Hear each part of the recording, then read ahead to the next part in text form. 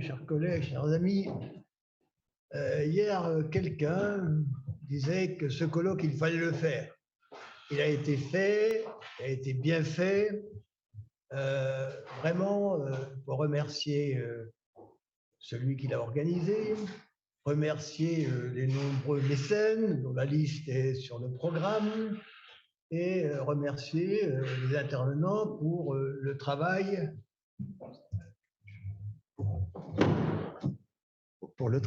très important et souvent très innovant qui a été fait. Alors Alain n'a pas trouvé de jeunes pour oser faire la conclusion de la synthèse, donc il a fait appel à la réserve. Il a eu tort, parce que je n'ai rien compris. Enfin, j'ai compris que c'est un immense capharnaüm, qui s'est amélioré d'ailleurs au fil du temps. Je crois avoir compris aussi que, en définitive, le bricolage, ça marche.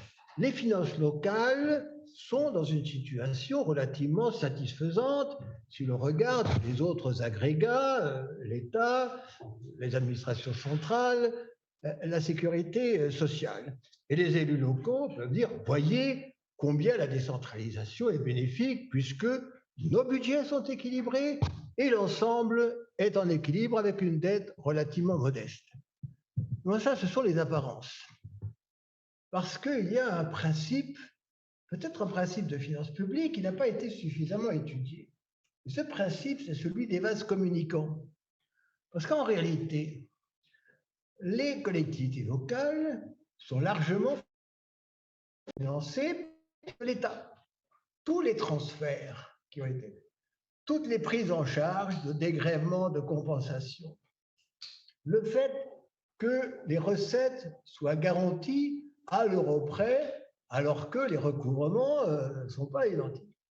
Tout cela fait peser des charges sur l'État, sur la loi de finances. Et par conséquent, les recettes que les collectivités territoriales inscrivent comme recettes définitives viennent en réalité quelque part de la dette. Et donc, ça m'inspire la conclusion de ma conclusion que je vais vous dire tout de suite. Parce que si l'on veut continuer comme ça, est-ce que c'est tenable? Est-ce que c'est durable? Voilà. L'intervention de Rouilly a bien dit, il y a des choses qui sont pas mal, mais le problème, c'est la durabilité. Alors, pour continuer, ça a été très souvent dit, il faut rétablir de la fiscalité. Il faut trouver des impôts locaux localisés, de véritables impôts locaux. Seulement ça, c'est extraordinairement difficile. Alors peut-être du côté impôt sur le revenu, etc., peut-on chercher.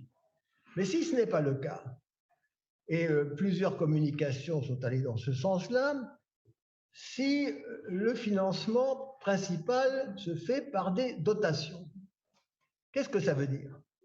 Ça veut dire tout d'abord qu'il faut repenser de fond en comble la définition de ces dotations et notamment les critères, notamment trouver peut-être des critères de charge, des critères de coût, des critères de compétences, etc.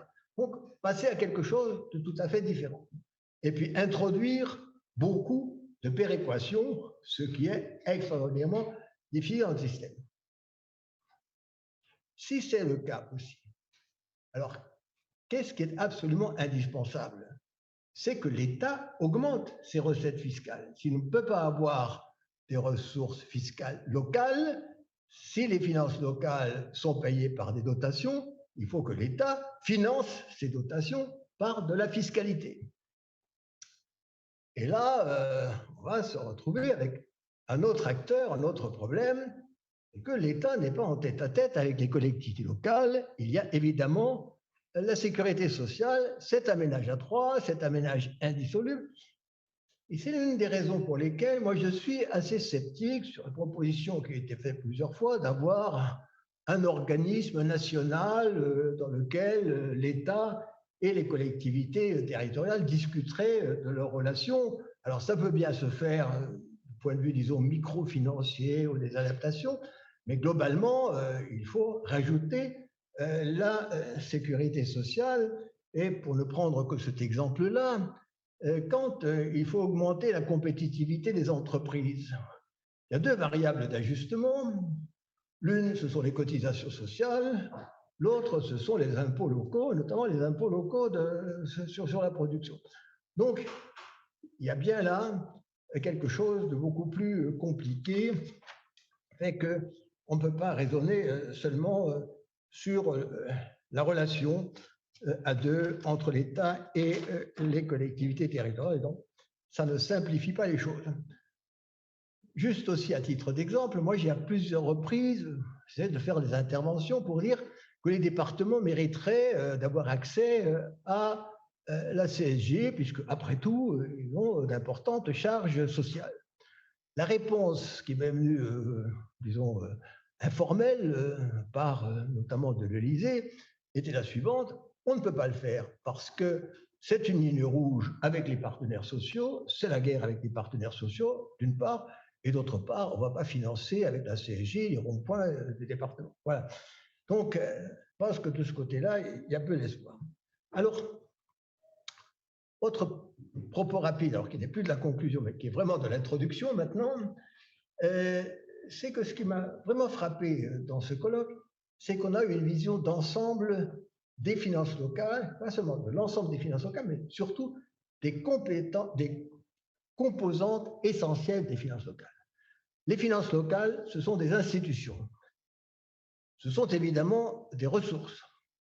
Ce sont des compétences. Les compétences au sens de mission, de fonction, c'est-à-dire le pouvoir dépensier. Et puis, ce sont des ressources et ce sont des territoires. Chaque fois qu'on touche à l'une de ces composantes, il y a des effets induits plus ou moins directs, plus ou moins puissants sur les autres.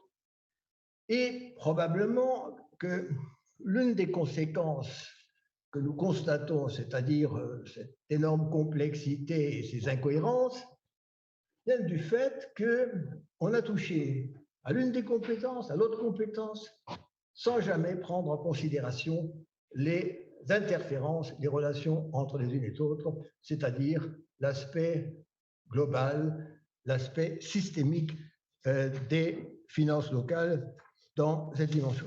Alors, je vais évidemment essayer d'aller très vite, mais quand même, la dimension historique dans cette affaire-là, comme dans beaucoup d'institutions, est extrêmement importante. Et moi, je vois sur les 40 années passées, trois périodes qui se distinguent assez nettement, mais qui se superposent, qui interfèrent les unes avec les autres, et qui ont progressivement transformé le système et abouti à sa désarticulation actuelle. Une première période qui est... il y a trois périodes, donc voilà. À la suite de ça, nous avons le système que nous avons, et si nous voulons le transformer, il faut regarder quels sont les éléments de ce système sur lesquels il faut principalement réfléchir et travailler. Donc, très rapidement, les trois âges, les trois périodes des finances locales dans les 40 années passées. La première période, elle est assez évidente, c'est la constitution d'un système rénové et la libération du pouvoir financier local. Disons que c'est une période qui va de 1982 à 2000. Là, on a essentiellement travaillé sur l'une des composantes du système, c'est-à-dire les institutions, le pouvoir. Les compétences, elles ont été laissées en attente, elles ne sont venues que progressivement. Il en fallait notamment pour la région, on était née toute nue en 1982-86. Et puis, on n'a pas touché non plus aux structures territoriales. Ça, c'est venu après. Et enfin, concernant les ressources, c'était déjà à peu près réglé. La taxe professionnelle avait été créée auparavant, la DGF, le FCTVA, le comité des finances locales, le vote direct des taux, la globalisation des emprunts. Et donc, 1982 a trouvé un système financier, un système de ressources relativement bon ordre de marche. On pouvait travailler sur l'essentiel. Et l'essentiel, c'était quoi? C'était d'abord évidemment le transfert du pouvoir exécutif dans les départements et dans les régions du préfet au président du conseil de la collectivité, à son président, mais aussi à son administration. Or, on n'a pas assez insisté, quelqu'un de la FIGES ici est parti, sur l'importance des fonctionnaires territoriaux dans la rénovation, dans l'évolution de la gestion des finances locales. On a quand même assisté à plusieurs congrès de la FIGES, un corps de fonctionnaires territoriaux, certains sortis de l'INET, d'autres parfois contractuels, qui est capable de parler d'égal à égal avec l'administration d'État, qui a comme conseiller certes des fonctionnaires de l'État, mais aussi des consultants, les banques, etc. etc. Et donc ça, c'est un élément de rénovation des finances locales que je considère comme particulièrement important et élément auquel les universités ont un peu participé avec la création de très nombreux cours, de très nombreux diplômes sur les finances locales. Et puis 82, c'est évidemment la réduction, alors, de ce qu'on appelle la tutelle, mais qui était la réalité de la co-administration. Les subventions affectées avec les prêts conditionnels, le fait que les directions départementales de l'agriculture ou de l'équipement avaient la maîtrise d'œuvre des équipements, également d'ailleurs des subventions, etc. Et c'est la transformation des contrôles, et une transformation, je le dis vraiment en toute sincérité, qui a été réussie et qui est bénéfique non seulement en termes de contrôle par elle-même, mais en termes d'effets induits sur le fonctionnement même des collectivités territoriales. Et puis, c'est également enclenché, mais assez lentement, plus lentement, un processus continu de modernisation de la gestion qui a touché de nombreux aspects. C'est la modernisation du cadre comptable, des nomenclatures, c'est la transformation, les transformations des relations entre le comptable et l'ordonnateur, pièces justificatives, tous, vous connaissez bien tout cela, et c'est la pratique de très nombreuses formes de gestion, l'invention de formes de gestion par les différentes collectivités. C'est aussi le fait que s'est mis en place un système d'information et de statistiques sur les finances locales qui, d'après ce que je crois avoir vu ailleurs, est vraiment l'un des meilleurs en Europe, l'un des plus fiables, l'un des plus constants, est accepté, c'est extrêmement important parce que quand on débat, quand on marchande, on le fait sur la base d'informations qui sont reconnues, qui sont acceptées.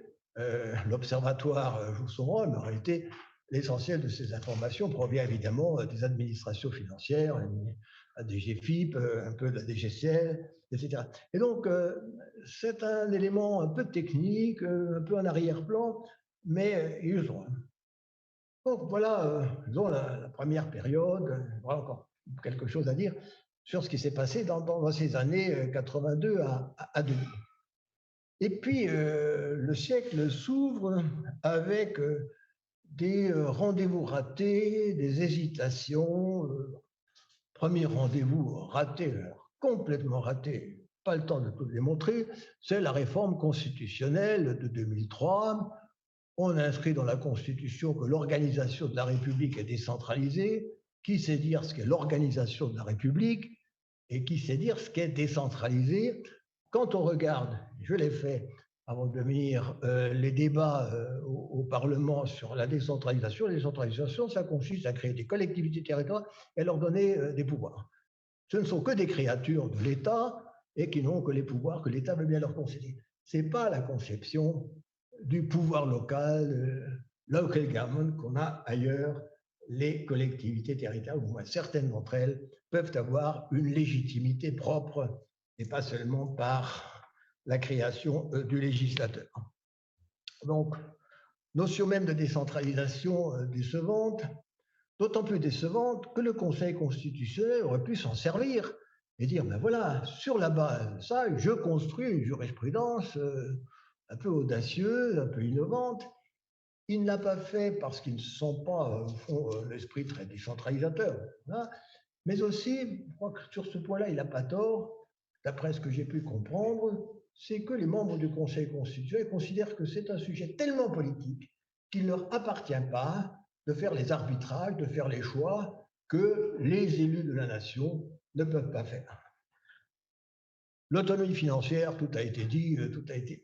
Alors, j'avais discuté avec Patrice Gélard, sénateur, qui a été le rapporteur au Sénat sur la réforme sur l'autonomie financière. Je dis, pourquoi est-ce que vous avez inscrit dans le texte une formule aussi insignifiante que par déterminante de. Je dis, mais on l'a fait exprès, on ne savait pas quoi dire, donc on a mis une formule qui ne veut rien dire. Parce que, est-ce qu'il faut 50%, 60%, 40% de recettes fiscales, etc. Donc, il y a là vraiment une sorte de tromperie sur la marchandise. Sur la péréquation, une formule très, très pompeuse, l'égalité des collectivités territoriales, mais franchement, qu'est-ce que ça veut dire? La décentralisation, par définition, c'est la gestion des différences, c'est la possibilité de faire des politiques différentes, c'est pas l'égalitarisme. Bon, et l'égalité, c'est l'égalité des citoyens dans les collectivités plus que l'égalité des collectivités. Donc, voilà. Ensuite, on a fait, déjà commencé dans la période précédente, mais notamment en 2004, d'importants transferts de compétences, avec notamment la loi du 13 août 2004. Pourquoi est-ce que ces réformes sont ambiguës? D'abord parce qu'on n'a pas osé choisir vraiment entre départements et régions. Plus exactement, on n'a pas fait les études dans une perspective de subsidiarité, d'optimum territorial, pour savoir qu'est-ce qui devrait aller à la région, qu'est-ce qui devrait aller au département. Et dans un premier temps, Raffarin avait dit, ancien président de région, je vais mettre le paquet sur les régions. Et ce sont finalement les départements qui ont obtenu le maximum. Pour deux raisons. L'une qui est bien connue, qui est la force du lobby des présidents de départements au Sénat notamment, mais aussi parce que c'était la solution la plus facile, puisque en transférant les services de l'État aux départements, aux collectivités locales, collectivités territoriales, on ne changeait pas les personnels de place. Donc les risques syndicaux de grève étaient limités si en plus il y avait possibilité d'obtenir des primes un peu plus avantageuses, etc. Ces réformes passaient très bien. Et donc, ce n'est pas du tout dans une perspective de réflexion sur la bonne gestion territoriale, sur la bonne répartition des compétences, que tout ça, ça a été fait. De surcroît, c'est à partir de ce moment-là qu'il y a eu un décalage entre la nature des charges transformées, la nature des ressources et les effets de ciseaux qui s'en sont suivis, etc. Alors quand même, ces transferts de compétences, de services, d'équipements ont eu une conséquence qui n'a pas encore été évoquée et que je voudrais souligner rapidement, mais vraiment avec force, c'est qu'il y a aussi eu un transfert de patrimoine. Les collectivités territoriales ont obtenu des biens, des aéroports, des routes, des équipes, des lycées, des collèges, etc. etc. Et avec beaucoup de prudence, on a évalué que en France, la proportion du patrimoine public possédé par les collectivités locales se situait autour de 85%. Mettons même que ça n'est que 80 ou 75%. Ça veut dire quoi?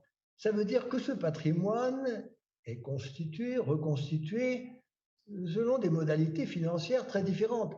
Quand l'État fait des opérations patrimoniales, il peut les financer avec de l'emprunt qui ne sera jamais remboursé. Quand les collectivités locales empruntent pour leur patrimoine, quand elles empruntent pour des renouvellements, des grosses opérations, etc., elles empruntent, mais elles empruntent dans d'autres conditions que l'État.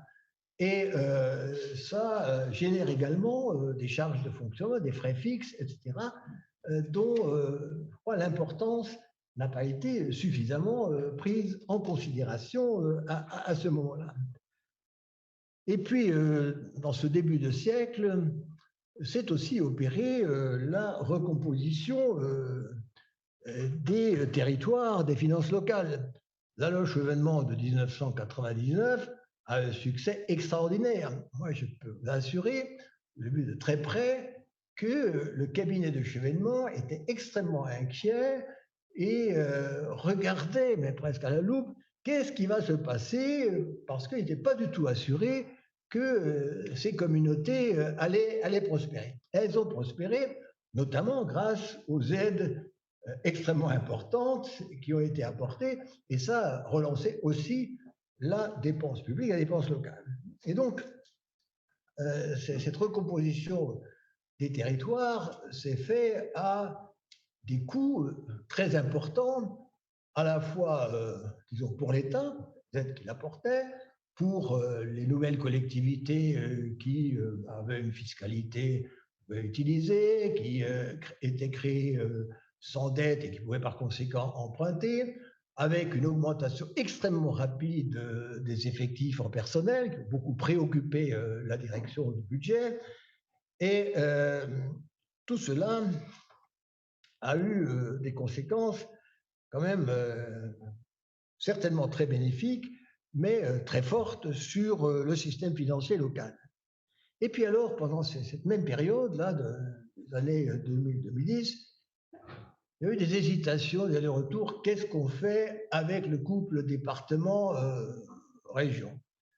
Et beaucoup de déclarations, de travaux, etc. Je ne rentre pas dans les détails, mais notamment en 2008, la commission Attali sur la croissance française qui a proposé la suppression des départements. En réalité, ça veut dire la fusion des départements et des régions, la régionalisation des départements. Ça, c'était évidemment une proposition qui a beaucoup alerté les élus locaux et les médias et a été à l'origine de la création de la commission Balladur à qui il était demandé de réfléchir à tout cela. La commission Balladur n'a pas tranché et finalement la loi du 16 décembre 2010, réforme des collectivités territoriales, a inventé le conseiller territorial qui est une solution qui semble revenir un peu dans l'actualité. Enfin, dernière chose très importante dans cette décennie, c'est la multiplication des lanceurs d'alerte sur la croissance des dépenses locales. Rapport Camdesus en 2004, rapport Pébron en 2004, rapport Richard en 2006, rapport Balladur en 2009, rapport du directeur de l'INSEE en 2010, rapport d'un groupe d'experts également en 2010 sur le fait que les dépenses locales progressent plus rapidement que les dépenses de l'État, beaucoup plus rapidement, 2 points au-dessus, que le PIB. Et donc, on se demandait si vraiment on pouvait continuer. Ce qui est remarquable dans cette croissance des dépenses locales, c'est qu'elles se sont faites avec des budgets en équilibre. Et par conséquent, l'État a joué son rôle. Il a chaque fois abondé.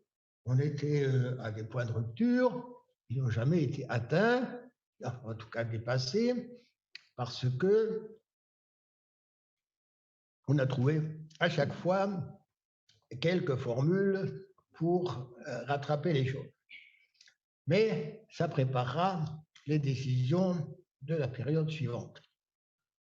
Et alors la dernière période, à partir de 2010, je l'appelle la frénésie du changement, des réformes désordonnées depuis 2010. Alors il y a eu les allers-retours sur la clause de compétence générale spéciale. Il n'y a pas de doctrine dans ce sujet et, je l'ai déjà dit hier, on a complètement oublié que la France est liée par un traité international, la Charte européenne d'autonomie locale, qui prévoit la clause générale de compétence pour toutes les collectivités territoriales.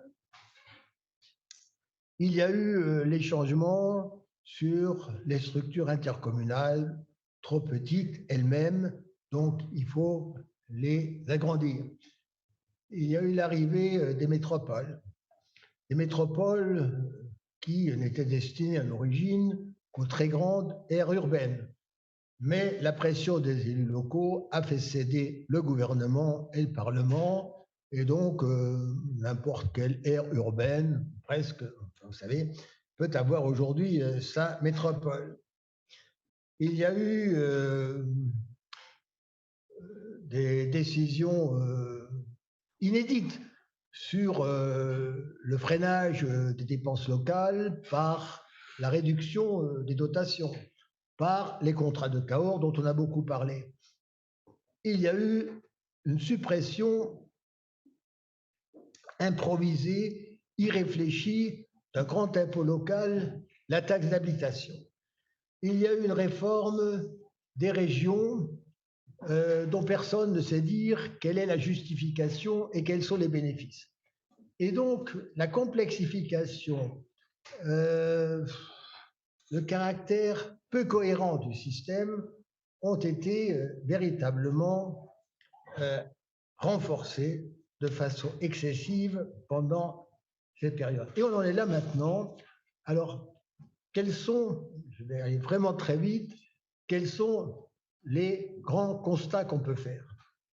Le premier, évidemment, c'est l'expansion, c'est la croissance des finances locales, la croissance dans toutes ses dimensions qui a été cependant un peu freinée, qui est freinée depuis quelque temps.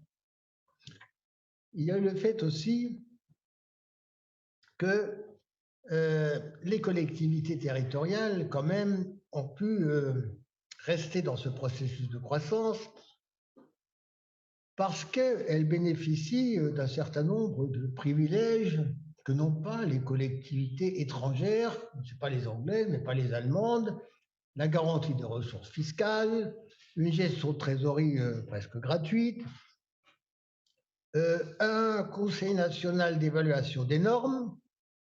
Les entreprises aimeraient bien avoir également ce paravent, cette protection qui limite les charges qui proviennent des normes. Donc une croissance, mais une croissance qui est maintenant quelque peu freinée. Deuxième constat très, très général, c'est la constance, la prégnance des enjeux et des intérêts nationaux. Ça n'est pas contestable que les réformes des finances locales se fassent sur des enjeux nationaux. Réforme de la fiscalité, maîtrise des dépenses, fusion des régions, tout cela s'est fait sur des arguments et des objectifs de politique nationale. Ce qui est moins admissible, c'est que ces politiques nationales n'ont pas été discutées, n'ont pas été concertées, et que les décisions dans ces matières-là ont été des décisions autoritaires, pas seulement unilatérales, autoritaires. Plus grave encore, la plupart des décisions récentes, non seulement n'ont pas été concertées, mais elles n'ont pas été préparées par des études et nous manquons singulièrement, depuis la disparition de la DATAR, avec sans doute un certain nombre d'inconvénients et de défauts, d'un organisme qui ait quelque autonomie. Travailler avec la DATAR, je peux vous assurer, la DATAR avait une certaine autonomie, elle travaillait avec des universitaires, des géographes, des historiens, des politistes, etc. Elle avait des directives générales, mais pas des instructions détaillées de la part des ministres. Bon, il manque cela. Pour moi, le manque d'études, notamment en comparaison internationale, est plus scandaleux que le manque de concertation avec les responsables locaux. Maintenant, il n'y a quand même pas eu tout à fait manque de concertation. Au contraire, pour certaines réformes, il n'y a eu que du marchandage et du marchandage détaillé.